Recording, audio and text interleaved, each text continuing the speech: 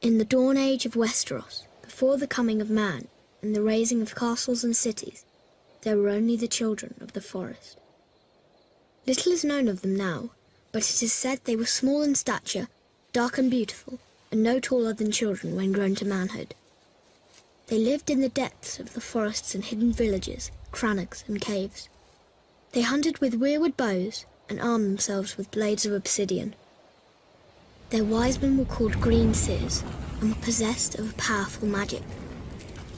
They worshipped nameless, faceless gods of the forest, stream and stone. According to legend, it was they who carved faces in the great white trunks of the majestic weirwoods. Their deep-cut eyes were red with sap and ever watchful. 12,000 years ago, the first men came from the eastern continent, crossing a land bridge called the Arm of Dawn. Riding their great horses and wielding weapons of bronze, they cut down the children's forests and weirwoods. A terrible war raged between the children and the first men that lasted for centuries. At long last, the two races sought an end to the years of horror and bloodshed. They met on a small isle in the centre of a great lake called the God's Eye. It was there they forged the pact. The first men would be granted dominion over the coastland, the mountains, the high plains and the bogs, but the deep forest would forever belong to the children, and no weirwood tree would ever again fall to man's axe. To seal the pact before the gods, the children carved a face in every weirwood tree on the island, which came to be known as the Isle of Faces. But the pact could not withstand the coming of the Andals, a race of tall, fair-haired warriors. They attacked with fire and weapons of steel, slaughtering the children of the forest wherever they could find them, burning out their weirwood groves, hacking away at the faces of the old gods, and spreading their own religion through the land. Centuries of war followed, and the Andals conquered every kingdom in Westeros, save one, the North. The kings of winter were able to withstand the Andal invasion, and descendants of the first men dwell there to this day, and continue to worship the old gods. As for the children of the forest, those who survived the slaughter were said to have fled far north and have not been seen again.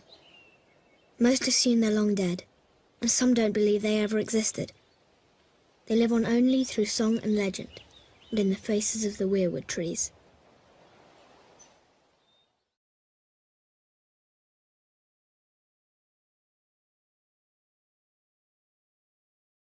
When Aegon the Conqueror invaded Westeros, he had 7 kingdoms to contend with. The Kingdom of the North, the Kingdom of the Mountain and the Vale, the Iron Islands, the Kingdom of the Rock, the Kingdom of the Reach, the Stormlands, and Dorne. These regions had been established by the first men thousands of years before, in the Age of Heroes. One hero of this fabled age was Bran the Builder. Bran raised the wall and built the stronghold of Winterfell, establishing House Stark and reigning as the first king in the north. Other legends tell of the Grey King in the Iron Islands. Grey King took a mermaid to wife and defeated Naga, the first sea dragon. House Greyjoy of Pike, the current rulers of the region, claim to descend from him. House Casterly ruled the gold-rich Westerlands from their mighty seat of Casterly Rock, but their lands and power were swindled from them by the legendary trickster Lann the Clever. The noble house of Lannister is said to have descended from him. The verdant and fertile lands of the Reach were first ruled by House Gardener, whose founder, known as Garth Greenhand, wore a crown of flowers and vines. He ruled from Highgarden as the first king of the Reach, and was said to have made the land bloom. Many noble houses trace their bloodlines back to him, including the current lords of Highgarden, House Tyrell.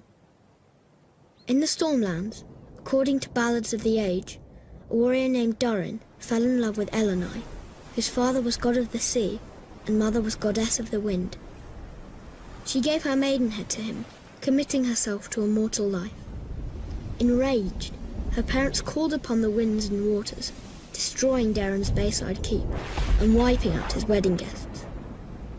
Darren declared war on the gods and rebuilt his keep, which was also destroyed. 4 more castles he raised, each stronger than the last. all fell to the power of the gods. But Daren's seventh castle, Storm's End, withstood the gods' rage. Daren became known as Daren Godsgrief and reigned as the first Storm King. There are countless other tales from the Age of Heroes, too many to count. These histories weren't recorded in a book, but passed down from generation to generation through story and song. And while some of them may be dismissed as fairy tales, every one of the seven kingdoms is defined by them.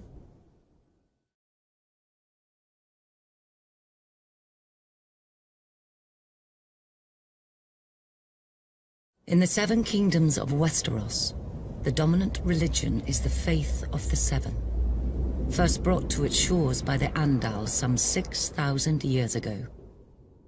But there are some who still keep to the old way, worshipping the faceless gods of the children of the forest and the first men.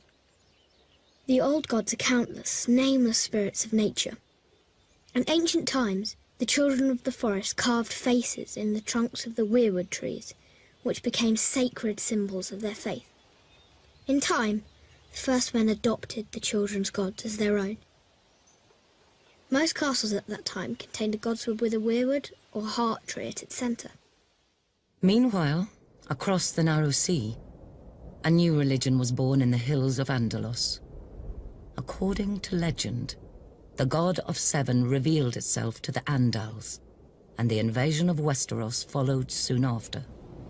The Andals sailed across the sea on ships armed with weapons of steel. Some warriors carved a seven-pointed star into their skin as a symbol of their new faith. The invaders destroyed most of the weirwoods in the southern lands, slaughtered the children of the forest wherever they could find them, and conquered every kingdom of the first men, save the north. In time, the faith of the seven spread like wildfire throughout the land. The seven is a single deity with seven aspects, each symbolizing a different area of life, though most people refer to the seven as separate gods. The mother is prayed to for mercy and watches over fertility, childbirth, and peace. The father sits in judgment over souls. The warrior is prayed to for protection, valor, and skill in battle.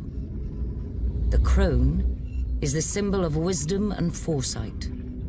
The smith watches over creation and craftsmanship. The maiden symbolizes purity, love, and beauty. Finally, there is the stranger, rarely prayed to, who represents death. The faith is highly organized and deeply influential in Westerosi politics and culture as the official religion of the monarchy. Worshippers gather in temples of the faith called septs. The seat of the faith is the Great Sept of Baelor, which is located in the capital city of King's Landing. Still, in the north, where descendants of the first men dwell, worship of the old gods continues to this day, and the sacred faces of the weirwood trees keep close watch over the faithful.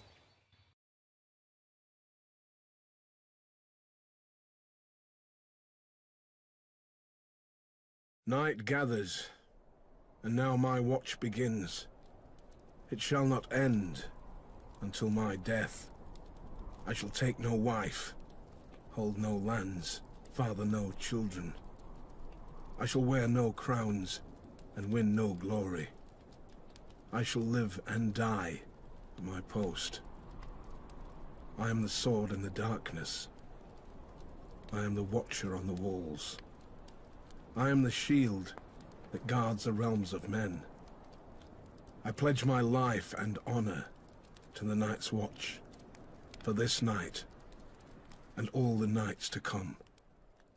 Legend tells of a winter that lasted a generation, and of a vast and terrible darkness that fell across the land. It came to be known as the Long Night. In the midst of this darkness, the White Walkers emerged from the far north. With their armies of the dead, they waged war against the living, laying waste to villages and holdfasts, leaving terror and destruction in their wake. After years of brutal conflict and unbearable loss, an alliance of the first men and the children of the forest managed to drive the walkers and their minions back into the frigid northern wastelands from whence they came. To prevent another invasion, the first men erected the Wall, a massive fortification 700 feet in height, stretching from the Frostfang Mountains in the west to the Bay of Seals in the east. It was a structure unlike any ever built. Indeed, some maintain it could only have been completed with the aid of giants, or using the powerful magic of the ancient children of the forest. Men were required to guard and maintain it, and thus the Night's Watch was born. A sworn brotherhood, tasked with defending the realms of men against the dark forces that lay beyond. Upon taking his vows, a brother of the Night's Watch serves for life. It is a life of hardship and great sacrifice, so the oath must not be taken lightly. The punishment for desertion is death. The Night's Watch is divided into 3 vital branches: the Rangers, the Builders, and the Stewards. While all Black Brothers are expected to take up steel should the need arise, the Rangers are the true warriors of the Watch. Centuries come and gone, and although the White Walkers have yet to return, another threat has emerged. Barbarian tribes known as wildlings. The Rangers are charged with defending the realm against these lawless savages. The Builders are carpenters, masons, miners, and woodsmen, tasked with maintaining the wall, as well as its various keeps, towers, and structures, which have fallen into disrepair over the years. The Stewards serve as cooks, butchers, and hunters. They tend to the horses and messenger ravens, sew clothing, gather firewood, and bring supplies up from the south. The Night's Watch is a diverse group. Proud volunteers from noble houses stand side by side with petty thieves conscripted from dungeons. Class distinctions are left behind, as are past misdeeds. A man gets what he earns on the wall, and even the lowliest gutter snipe can rise up in rank if he proves himself worthy. For thousands of years, the brothers of the Night's Watch have stood their lonely vigil. As the seasons changed, as brutal wars raged in the south, as dynasties rose and fell, the Night's Watch endured. We are the swords in the darkness. We are the watchers on the wall. We are the shields that guard the realms of men.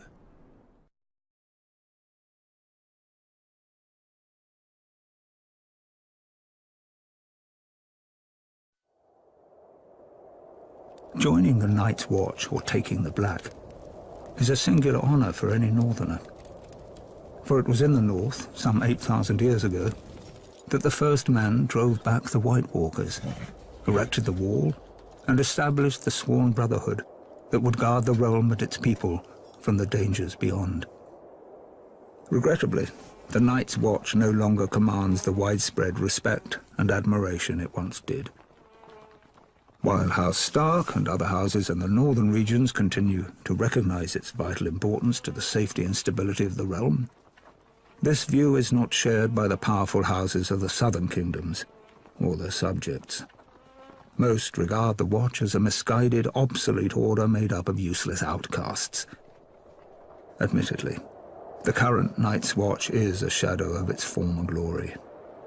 Their numbers have dwindled to less than 1,000. Of the 19 castles along the wall, only 3 are functional: the Shadow Tower, Castle Black, and Eastwatch by the Sea. And the Watch's mandate of adding to the wall has been abandoned entirely. There are barely enough resources to maintain it. Recruiting officers, known as Wandering Crows, scour the dungeons and slums of the realm in hope of finding men to fill the ranks. While there is still the occasional highborn volunteer, the newest recruits are almost entirely made up of lowly criminals. Thieves, rapists and murderers, sentenced to the wall as punishment for their crimes. The decline of this once fabled order is troubling, as the danger it guards against is all too real. While the White Walkers haven't been seen or heard from in ages, and may very well be the stuff of myth, barbarian tribes that dwell beyond the wall, known as wildlings, have been a menace to the North and its people for generations. At certain points in history, the disparate wildling tribes have united behind a single leader, a king beyond the wall, and attempted large-scale attacks against the realm. But thanks to the resourceful and courageous men of the Night's Watch, these so-called kings were soundly defeated. While many have lost faith in the Night's Watch, the people of the North are steadfast in their belief that the Black Brothers will answer the call of duty. But with winter coming, diminished numbers, and a lack of widespread support, will they be ready?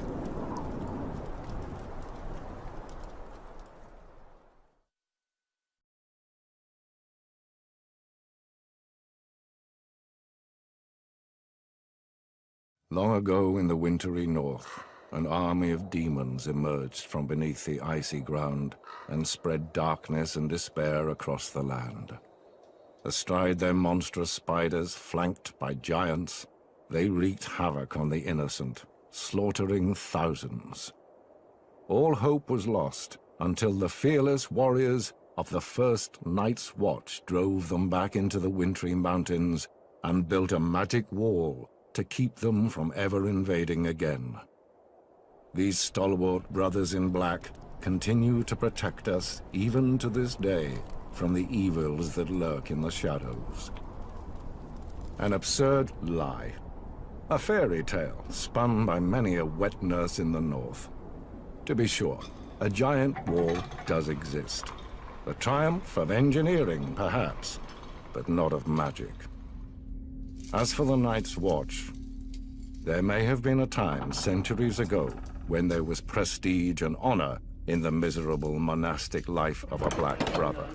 But now, the wall has become a glorified penal colony, full of outcasts, criminals, and assorted ne'er-do-wells.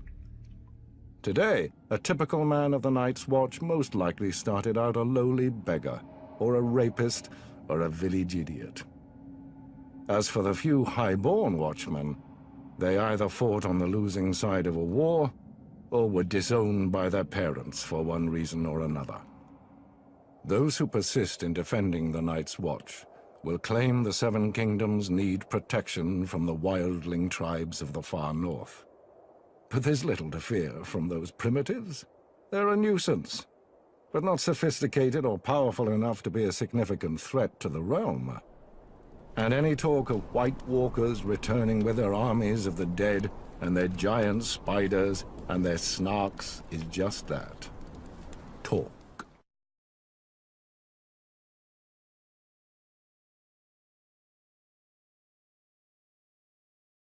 In the far southwest of Westeros, at the mouth of the river Honeywine, lies the great stone city of Old Town.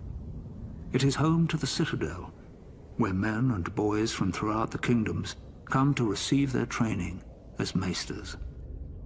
Maesters play an integral role in Westerosi society, serving as scholars, healers, and advisors to the nobility of the Seven Kingdoms.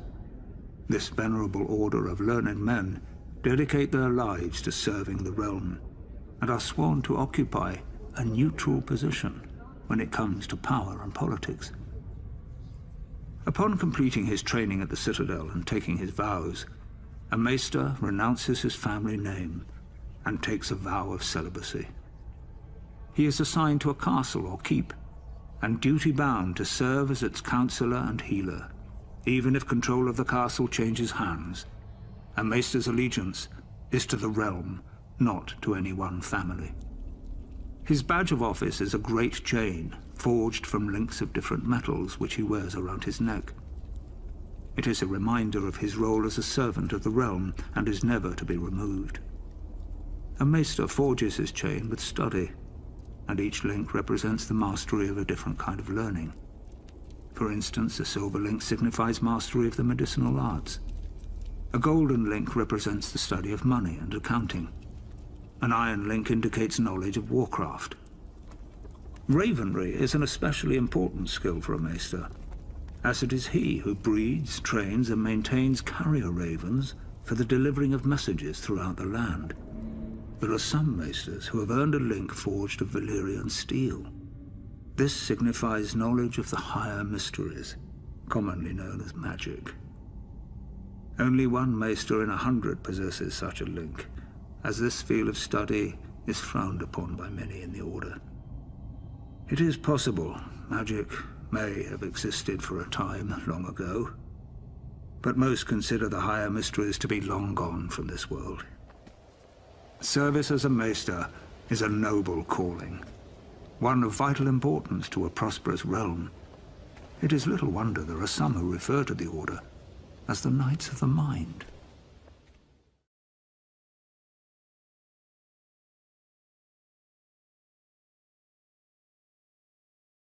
East of Westeros lies the smoking sea, where no ship dares sail.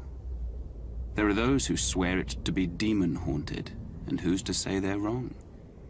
For it was there, thousands of years ago, that a cataclysmic event occurred, destroying one of the great civilizations in history. The precise details of their origins are lost to us, but it is said the Valyrians were once a modest community of shepherds, tending their flocks on a small peninsula of the great eastern continent. One fateful day, in a volcanic area known as the 14 Fires, they made a shattering discovery. Dragons. They were monstrous, scaled creatures with massive wings, sharp claws, and fiery breath. They were also said to have a deep-rooted connection to magic. In time, the Valyrians were able to tame the beasts. Harnessing their immense power, they established a city of wonder, unlike any before or since. They became skilled at sorcery and metallurgy, creating uncommon weapons of spell-forged steel. Wielding these weapons astride their dragons, the Valyrians conquered the surrounding lands and slowly expanded west.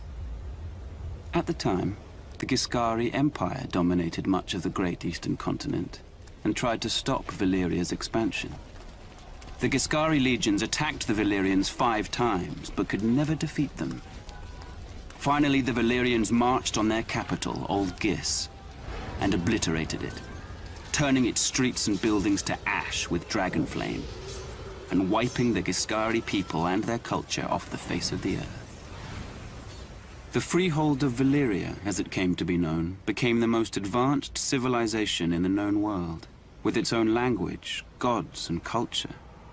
The Valyrians' reach extended far and wide, covering most of the continent. Great cities were built and roadways paved, all of which led back to Valyria. The freehold would prosper for nearly 5,000 years. But it was not to last. An event that became known only as the Doom laid waste to the Valyrians, their capital city, and its surrounding lands. The peninsula itself was shattered, becoming what is now the Smoking Sea. Every dragon was thought to be lost, as were the Valyrian spells, knowledge, and recorded history. Thus, the mighty empire collapsed. What caused this cataclysm? No one knows for certain. Some say it was a volcanic eruption. Others say the Valyrians' own sorcery got the better of them. In any event, the Doom's devastation of the Valyrian people was total, with the exception of a small rocky island in the narrow sea, Dragonstone. For it was there that the Targaryens, the last of old Valyria, dwelled. They would lie in wait for another 100 years before unleashing the fury of the dragon on another continent, Westeros.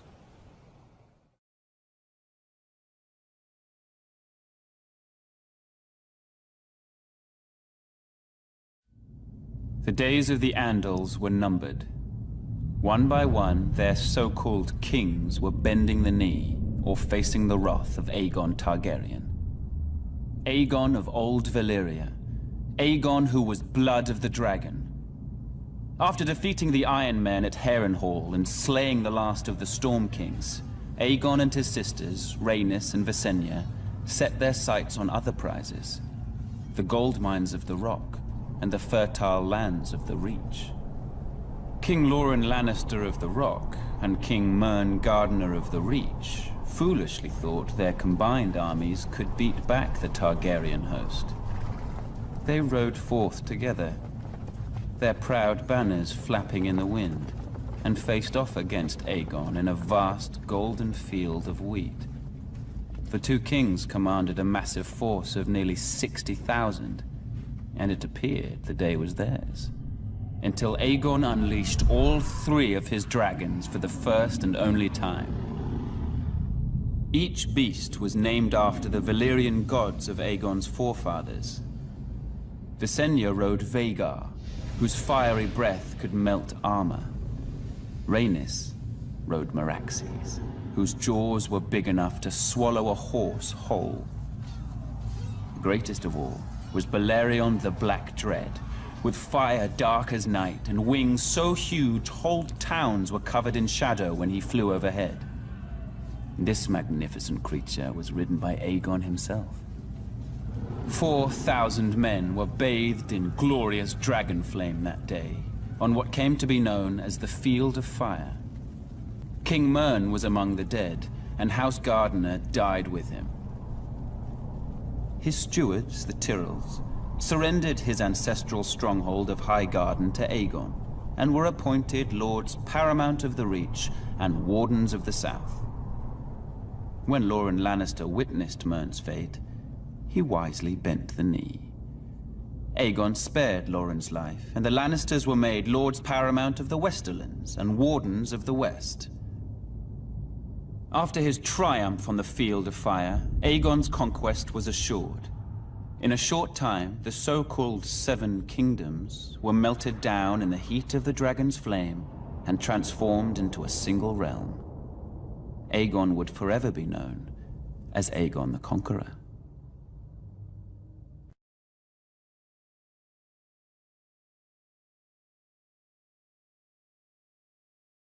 The ascension of Aegon Targaryen was confirmed, and the fate of the Seven Kingdoms sealed on the Field of Fire. Kings Loren Lannister of the Rock and Mern Gardener of the Reach stood against Aegon's invasion. They commanded a united force of 600 banners, 5,000 mounted knights, and 50,000 men-at-arms. Aegon's host was vastly outnumbered, and when the army of the two kings charged, the invaders turned heel and ran. But Andal might was no match for Dragonflame. When Aegon unleashed all three of his dragons, 4,000 souls were horrendously burned alive on the battlefield, King Mern among them. Realizing all hope was lost, King Loren surrendered. The Starks of Winterfell had no intention of submitting to Targaryen rule. They had reigned as kings in the north since the days of the First Men and were determined to resist the Targaryen invaders, just as they had resisted the Andals thousands of years before. King Torrhen Stark led his army to the Red Fork just east of Riverrun, hoping to succeed where Lorne and Mern had failed. But when Torrhen saw the size of Aegon's now mighty host, along with his monstrous dragons, he knew he couldn't subject his followers to the horror of another Field of Fire. He bent the knee and swore fealty to Aegon, who allowed the Starks to maintain their lordship over the region as Lords Paramount and Wardens of the North.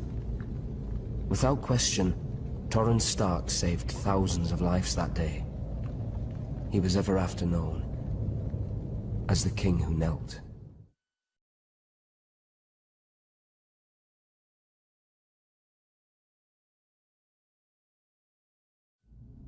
Aerys Targaryen was the last of his name to sit on the Iron Throne. Known far and wide as the Mad King, his was a reign of instability and terror. The Seven Kingdoms are well rid of him and his kind. Oh, he may have appeared to be a capable ruler at first, But that was due in no small part to his counselors, led by the hand of the king, Tywin Lannister. There may have been years of peace and prosperity during Aerys's reign, but it was Tywin who was really running the country as Aerys spiraled further and further into insanity. The dragon spawn were famous for losing their minds. It was the price they paid for centuries of keeping the bloodlines pure. And Aerys more than happily continued the noble sister-fucking tradition of his forefathers. As the years passed, Aerys's behavior became increasingly erratic. He cut himself so often on his Iron Throne, many referred to him as King Scab, though never to his face. It was rumored he had developed an obsession with wildfire, and was known to inflict horrific punishments on those he considered enemies, including burning them alive. As his paranoia and bloodlust grew, he had a bitter falling out with Lord Tywin, who had served the crown faithfully for 20 years. At least Tywin was able to leave the job with his life and fortunes intact. Subsequent hands of King Aerys weren't so fortunate. Then the Targaryens went too far. The Crown Prince Rhaegar abducted Lyanna Stark, daughter of Rickard Stark, the Lord of Winterfell. She was my betrothed. She was my beloved. Beautiful and spirited woman, and I loved her more than life itself. Rhaegar went south with Lyanna, hiding her away in Dorne. What harm he inflicted on the poor girl, the gods only know. Brandon Stark, Lyanna's eldest brother, was outraged. He rode to King's Landing to confront the king and demand his sister's safe return. Instead, Aerys had him executed, his father, Rickard Stark, as well. There wasn't much left to discuss after that. Aerys feared their loved ones would seek revenge for what he did. He was right to be afraid. Aerys wasted no time in calling for the heads of Brandon's younger brother, my friend Eddard Stark. And my head too, of course. I'm sorry he didn't come looking for it himself. Alongside Jon Arryn of the Vale, the man who fostered Ned and I as children, Baratheons, Starks, and Tullys all called their banners. Once our rebellion began, the Mad King's days were numbered.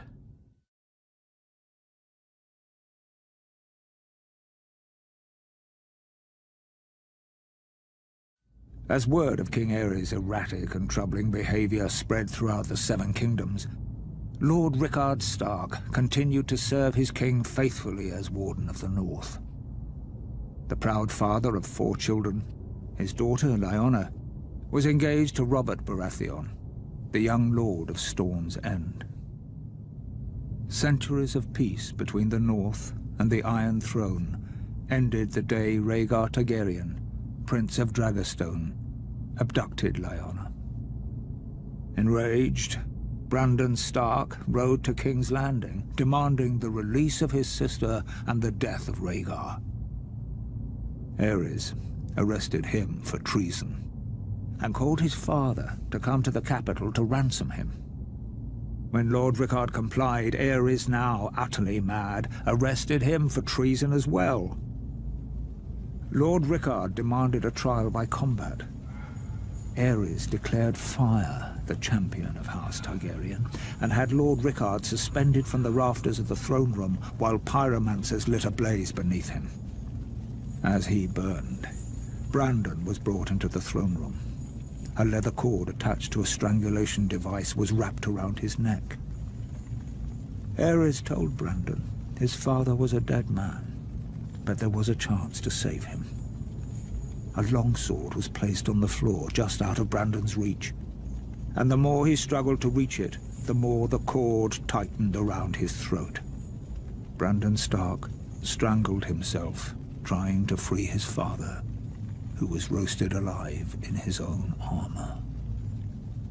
The entire court stood and watched this atrocity take place. Sir Jaime Lannister and the Kingsguard among them. The Mad King was reported to have laughed hysterically as these two noble men were tortured and brutally killed before him. Seeking to rid the world of all his supposed enemies, Aerys called for the head of Rickard's younger son, Eddard Stark, and Lyanna's betrothed, Robert Baratheon. He sent word to Lord Jon Arryn, who had fostered both young men at the Eyrie, to apprehend them. Instead, Lord Arryn joined houses Stark and Baratheon in rebellion. Robert vowed to kill Rhaegar Targaryen and get his beloved Lyanna back.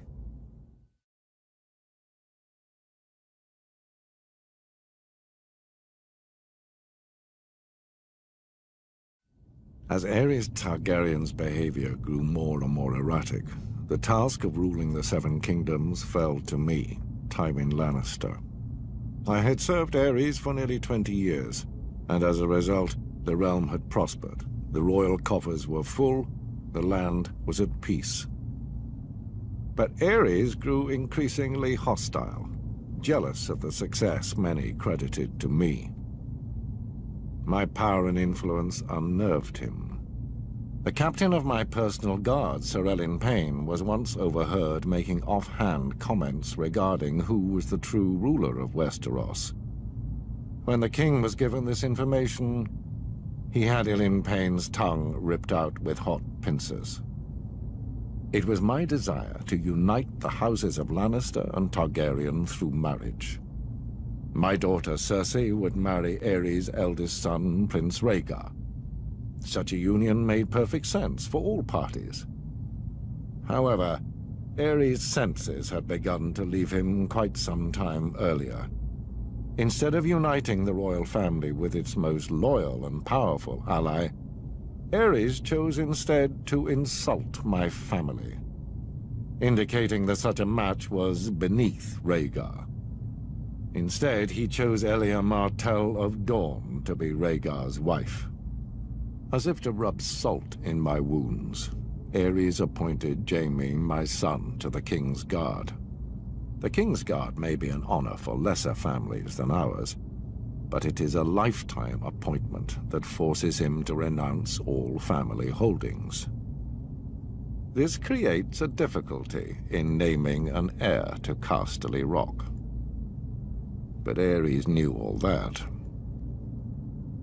I had grown tired of the king's constant provocation.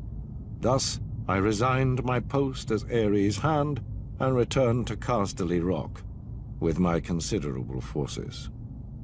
When Robert Baratheon rebelled against the throne, Aerys grew fearful that I would join with Robert's forces and rise against him. He thought himself clever and kept Jaime very close, as if warning me. He sunk deeper and deeper into delusion, paranoia, and violence. I've heard it said he became obsessed with wildfire, a substance which, once lit, cannot be extinguished. Convinced he had enemies all around him, he wouldn't allow blades in his presence, save for those of his King's Guard. Alas, that proved to be his undoing.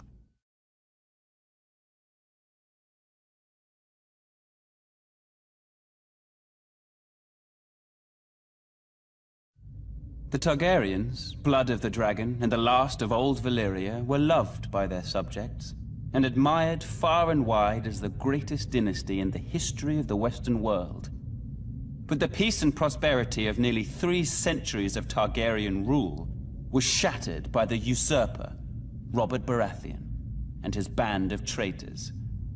House Baratheon owed its very existence to the Targaryens. Was it not Aegon the Dragon himself who elevated the bastard Orys Baratheon in the War of Conquest? And what of the Starks, the Lannisters, the Aarons of the Vale? All had been spared and allowed to keep their lands when Aegon could easily have wiped them out.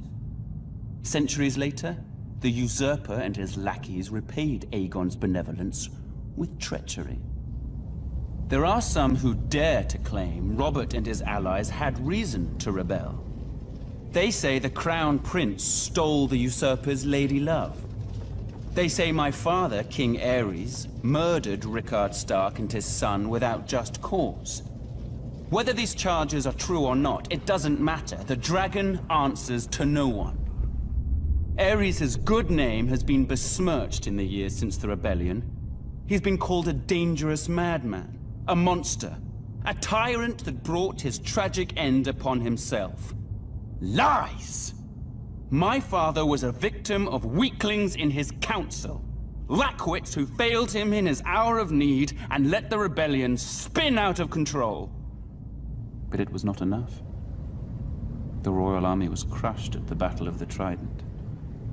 It was there the valiant Rhaegar met Robert in single combat, but the gods betrayed him, and he perished by the usurper's hand. As the Field of Fire had marked the end of the Andal centuries before, the Battle of the Trident seemed to herald the end of the Dragon Kings. When word reached the capital of my brother Rhaegar's death, my father Aerys moved to protect me, as I was the surviving heir to the throne. He sent me to the island fortress of Dragonstone, along with my mother, Queen Rhaela, who was great with child. But as my father, my king, Aerys Targaryen, prepared to defend his throne to the bitter end, little did he know of the horrors and betrayals that awaited him and our family.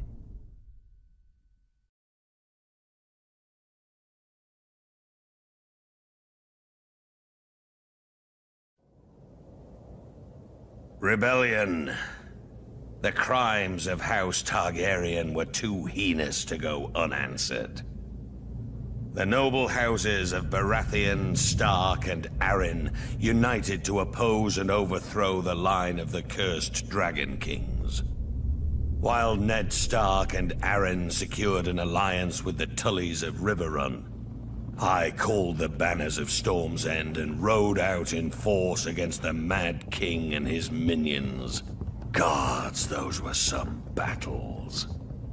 Our first victory occurred at Summerhall, where I faced off against an army of dragon loyalists and won 3 battles in a single day. 3 in one day. 7 hells, that was a glorious day. We tried to take Ashford Castle in the Reach, but the Tyrells beat us back. We had to regroup. My army was pursued north by Aerys' army and took refuge in the Stony Sept in the Riverlands. When the Targaryen army entered the town, the Sept bells tolled, a signal to the townspeople of the battle that was to come. As the Targaryens searched from house to house for me, the combined forces of Ned Stark and the Tullys swept into the city. Gods, what a day that was. It's now known as the Battle of the Bells. We overwhelmed the Mad King's forces and sent them scampering back to King's Landing. Aerys' son, Rhaegar, who started the whole damn thing, finally emerged from hiding in the south and assembled his own army to face us. As for the Mad King, he must have been pissing himself. The battle that would decide the fate of the 7 kingdoms occurred at the crossing of the Green Fork of the Trident River. Rhaegar commanded the royal host, which was some 40,000 strong. My forces were outnumbered by nearly 5,000 men, but that didn't matter. They were fresh, but we were battle-hardened and had justice on our side. As the battle raged around us, I faced off with Rhaegar, the stag and the dragon right there in the ford of the river. I fought with the fury of 10 men, raining blow after blow upon that vile prince before burying my warhammer in his chest. I hit him so hard the rubies on his armor broke free, flinging them into the stream. They call it the Ruby Ford now. With that scum Rhaegar dead and the royal army shattered, our next move was to make for King's Landing. But I'd sustained a few wounds in the battle and was unable to ride. I sent Ned Stark to the capital to face the Mad King and make him pay for his crimes.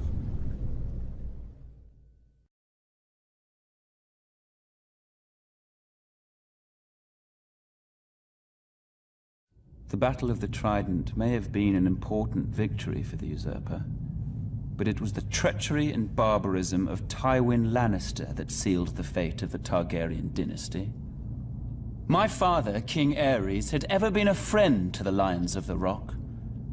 Aerys graciously brought Tywin to court, making him the youngest hand of the king in history. He gave him power. He gave him respect. He made it possible for Tywin to restore House Lannister to glory. Aerys and Tywin governed side by side for 20 prosperous years. Still, when the usurper called his banners in rebellion, Tywin Lannister ignored his king's pleas for help and stayed holed up in his stronghold of Casterly Rock. In time, my brother, Prince Rhaegar, was dead. The realm was in turmoil, and the usurper's forces were said to be riding for King's Landing. What a glorious sight it must have been when a force of 10,000 Lannister men showed up at the gate of the capital with Lord Tywin at their head, pledging support to his beleaguered king. Aerys opened the gates for his old friend. Instead, Lannister and his men proceeded to plunder and destroy the city that he had called home for decades. As the capital was ravaged and its people terrorized, Jaime Lannister, son of Lord Tywin, proved every bit as treacherous.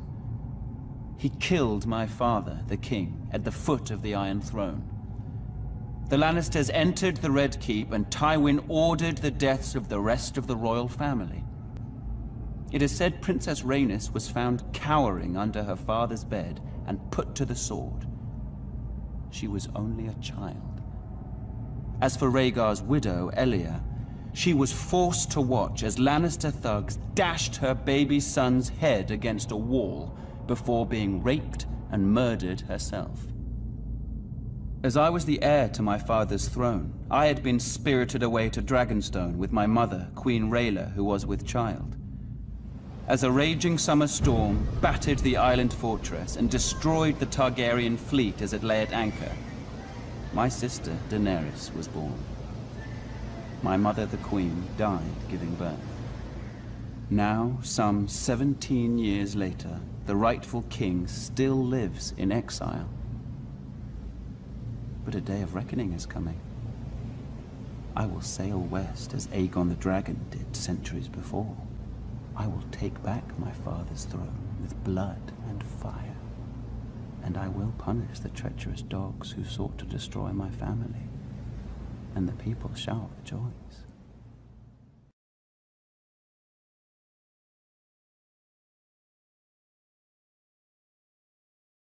For our rebellion to succeed, King's Landing had to be taken forcefully.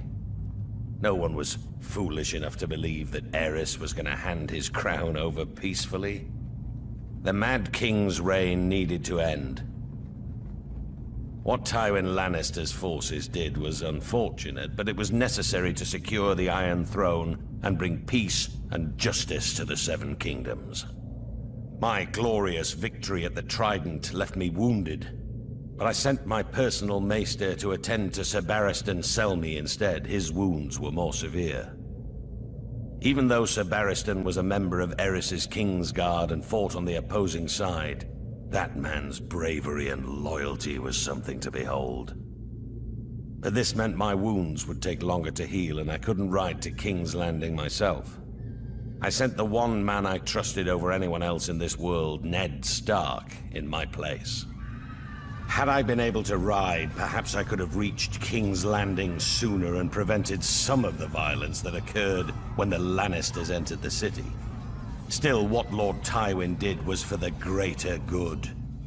Even what happened to Princess Elia and her children. Babies or no, theirs was the same cursed blood that flowed within the Mad King's veins. They were dragon spawn and couldn't be allowed to survive. What would they grow to be? Loyal subjects? Ned with his damn northern honor. He and I had our first major fight over the deaths of the Targaryen children.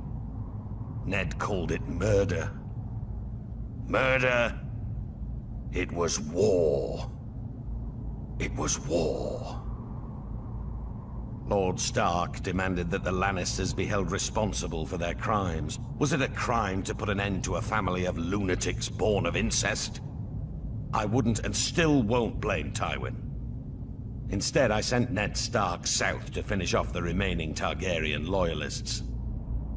It was only Lyanna Stark's death that reconciled us. Ned had lost his sister.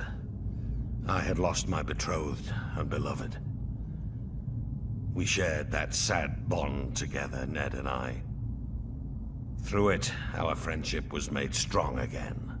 As for the Mad King's surviving heirs, those that were able to scurry away in the face of my fury now live somewhere across the narrow sea. They had best stay there. If they ever set foot in Westeros again, they will face the King's justice.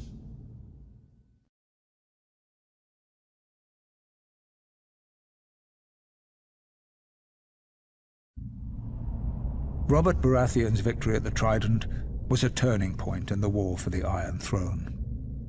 While it was clear the gods were smiling on the rebel forces, Aerys Targaryen still held the Red Keep at King's Landing. As Robert was wounded and unable to ride, it was up to Eddard Stark to make for the capital and force the Mad King to give up the throne. Lord Stark reached the city gates to find that Tywin Lannister, Lord of Casterly Rock, had already sacked the city in Robert's name. House Lannister had remained neutral up to this point, ignoring requests for help from both the Crown and the rebels. Now that Robert's eventual victory was assured, it seemed Lord Tywin had finally chosen a side. Lord Eddard was horrified by what he saw when he entered the city. Homes looted and burned, women raped, scores of innocent citizens killed. Disgusted, he led his force up Visenya's hill to the Red Keep. Upon entering the throne room, he found King Aerys lying in a pool of blood, dead by the hand of his own sworn King's Guard, Jaime Lannister, who sat brazenly upon the throne. Demanding to know the whereabouts of Queen Rhaela, Lord Eddard was informed the Queen and her son Viserys had been spirited away to Dragonstone before the Lannisters arrived.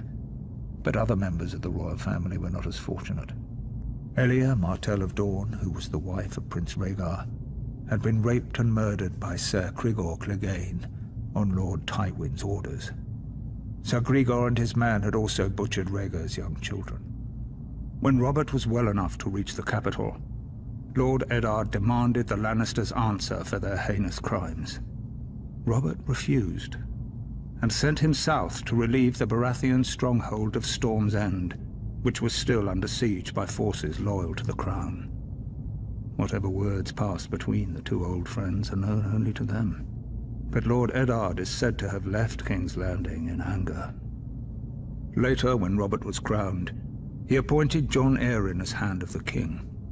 Lord Arryn's first order of business was to broker a truce with the Martells of Dorne, who were outraged by the brutal murder of Princess Elia and her children. Following the death of Lyanna Stark, who had been betrothed to Robert, Houses Baratheon and Lannister were joined in marriage when the new king took Tywin Lannister's eldest daughter Cersei as his queen. As for Eddard Stark, he returned to his stronghold of Winterfell, forever haunted by his sister's death and the shameful way that Robert had secured his throne.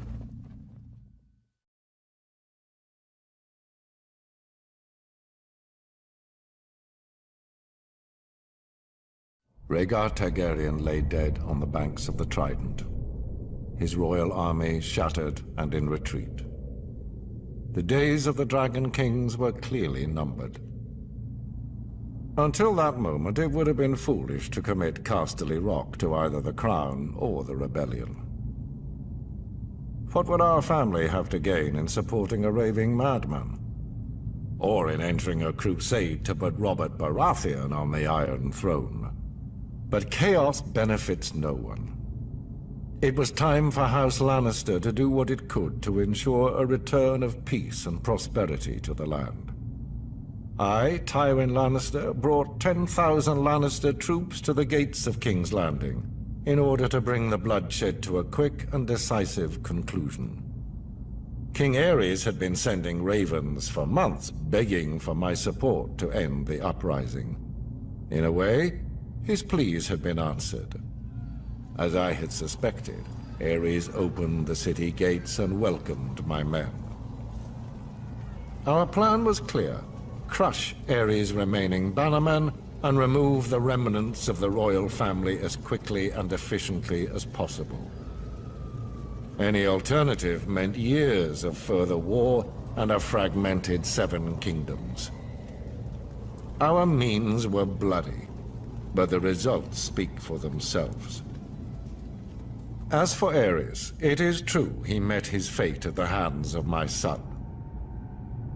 Aerys had kept Jaime close during the rebellion, thinking himself clever in keeping my son as a hostage, should I decide to pledge support to the rebel cause. This proved to be his greatest mistake. For when the time came, Jaime did his duty as a Lannister, and drove his sword into the Mad King's back. With that, Robert Baratheon's crown was secured. The new king recognized our role in his ascension to the throne, just as he recognized how useful the might and riches of Casterly Rock would be, if he wanted to keep it. To that end, I offered my daughter Cersei as his queen. Had Aerys not spurned this same offer years earlier, perhaps things would have worked out differently. With Robert and Cersei crowned as king and queen of the 7 kingdoms, it was a new day. The dragon was vanquished, and the 7 kingdoms would thereafter belong to the stag and the lion.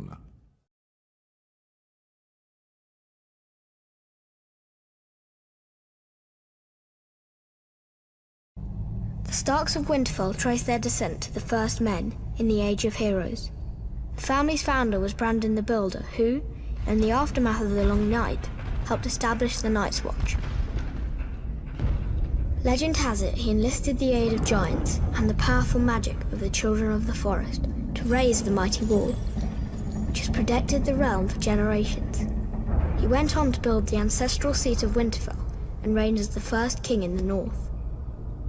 The Starks reigned as kings for thousands of years, even withstanding the invasion of the Andals. As the southern kingdoms fell and the Children of the Forest were driven away, the North stood strong, maintaining its religious customs and its way of life. Eventually, the reign of the Kings of Winter came to an end with the coming of Aegon the Conqueror. After Aegon and his dragons destroyed the combined armies of the Reach and the Rock at the Field of Fire, King Torrhen Stark bent the knee and swore fealty to the Targaryen dynasty in order to spare the destruction of Winterfell and his people. He was forever after known as the King Who Knelt. As a reward for his submission, Aegon named Torrhen Lord of Winterfell and Warden of the North. The Starks take great pride in their history and traditions. It is one of the few noble houses that still keeps the old gods. A sacred weirwood tree looms large in Winterfell's Godswood. Its ancestral sword, Ice, was forged in ancient Valyria and has been passed down through the generations. House Stark remains steadfast in its support of the Night's Watch, even as the once illustrious order has fallen on hard times. Much like their sigil, the Grey Direwolf, House Stark is the stuff of legend in the north and throughout the 7 kingdoms. And their family words, "Winter is coming," serve as a reminder of their beginnings in the wake of the Long Night, and a grim portent of things to come.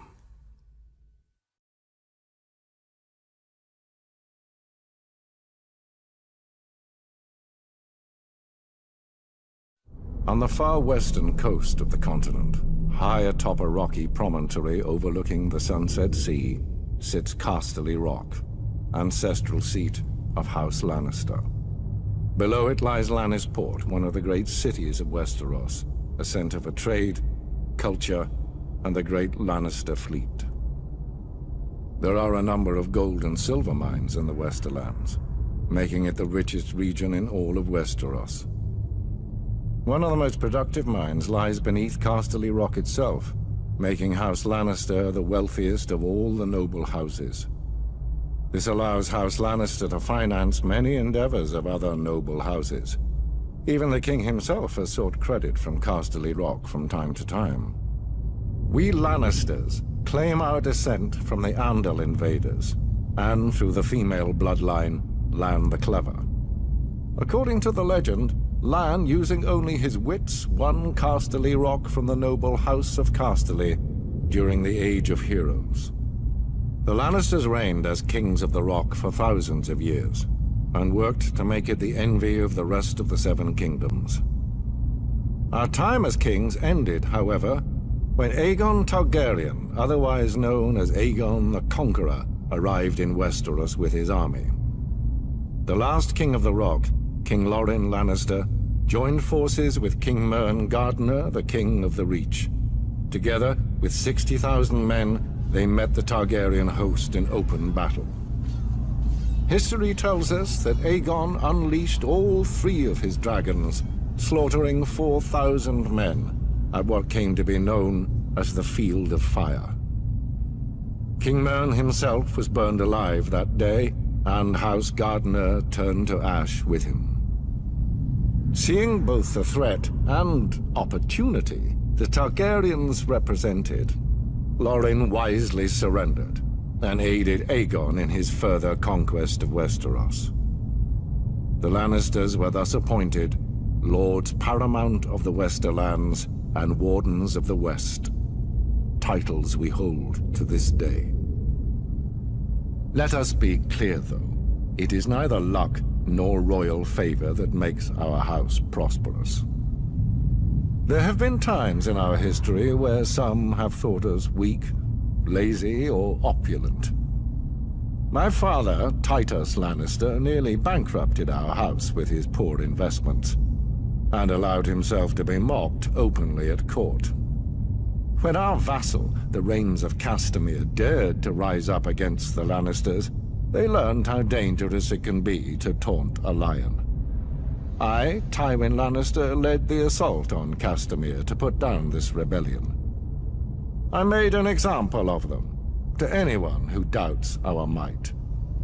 They even made a quaint song about the fates of the Rains of Castamere. Sadly, there are no Rains left to hear it. Today, the Golden Lion of Lannister is rightly admired and feared throughout the Seven Kingdoms. Our words are, "Hear me roar." But there are other words that should be remembered when crossing a Lion of Casterly Rock. A Lannister always pays his debts.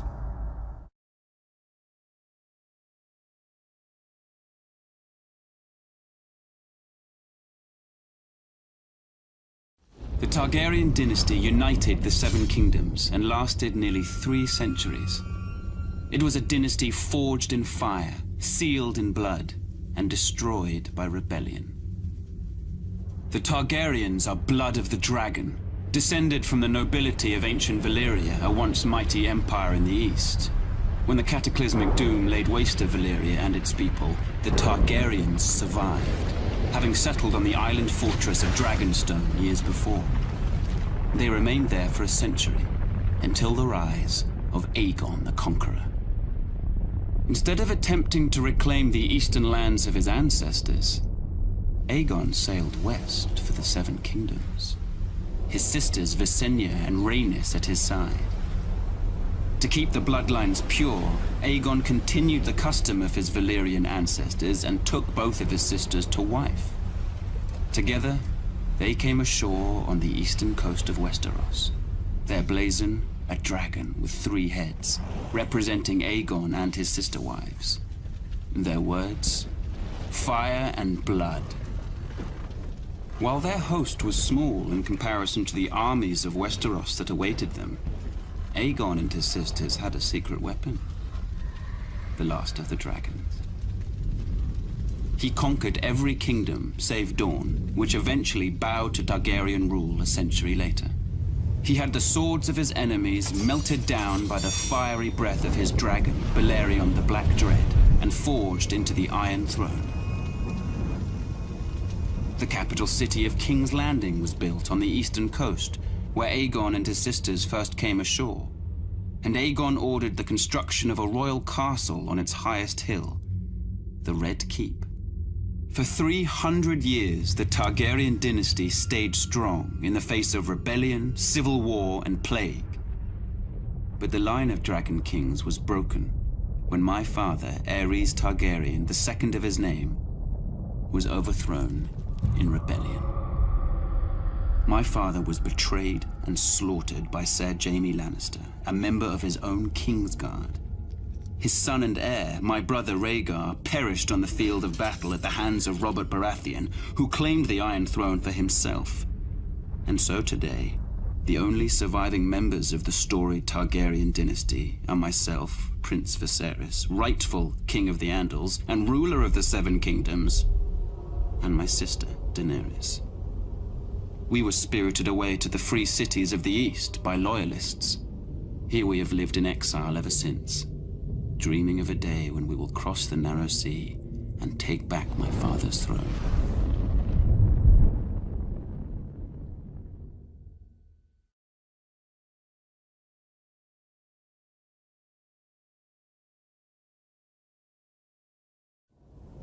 In the snow-capped mountains of the moon, standing high above the rich lands of the Vale, stands the Eyrie, a storied and impregnable fortress said to have been built by the legendary Mountain Kings in the Age of Heroes. It is the stronghold of House Arryn, one of the oldest noble families in Westeros. Their sigil, a soaring falcon over a crescent moon. Their words, as high as honor. The Arryns are direct descendants of the Andal invaders, who sailed across the narrow sea and came ashore at the Fingers. According to legend, Sir Artus Arryn, known as the Winged Knight, soared through the sky atop a giant falcon, landing on the peak of the highest mountain where he defeated the Griffin King in battle. It was the Andals' first great victory over the First Men, and Sir Artus was duly rewarded. He was declared King of the Mountain and the Vale, and the region was renamed the Vale of Arryn. Thousands of years later, Aegon the Conqueror arrived in Westeros.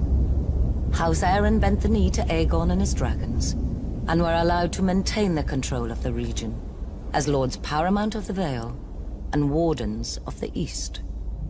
Over the centuries, House Arryn remained loyal to the Targaryen dynasty, until Lord Jon Arryn joined with Houses Baratheon and Stark in rebellion against Mad King Aerys. Upon winning the Iron Throne, Robert named Lord Jon Hand of the King, a position he held until his mysterious death.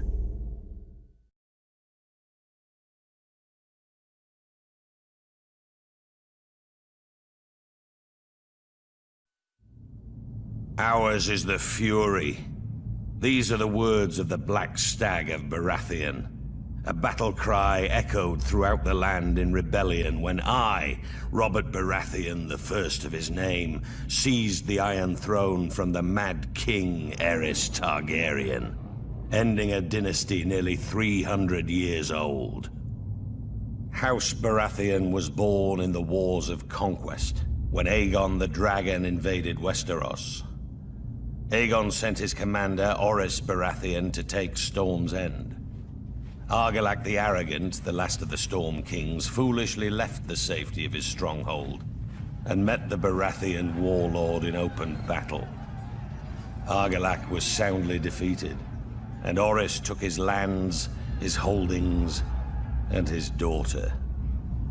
Orys was said to be a half-brother to Aegon Targaryen.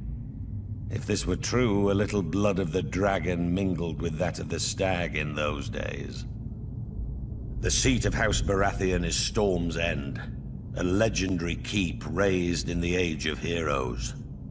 It overlooks Shipbreaker's Bay, where legend has it that Durin, the first Storm King, raised the keep with the aid of Bran the Builder of House Stark, forging a centuries-long connection with the Stormlands and the North. After Aegon's conquest of the Seven Kingdoms, the Baratheons remained loyal enough to the crown, while Targaryen kings came and went. But loyalty has its limits. When Rhaegar Targaryen, Aerys's vile son and heir, abducted Lyanna Stark, my betrothed, my beloved, it was time to act. We raised our banners, Baratheon, Stark, Jon Arryn and the Tullys, united in rebellion against Rhaegar and his father, the Mad King. We were victorious and took the Iron Throne.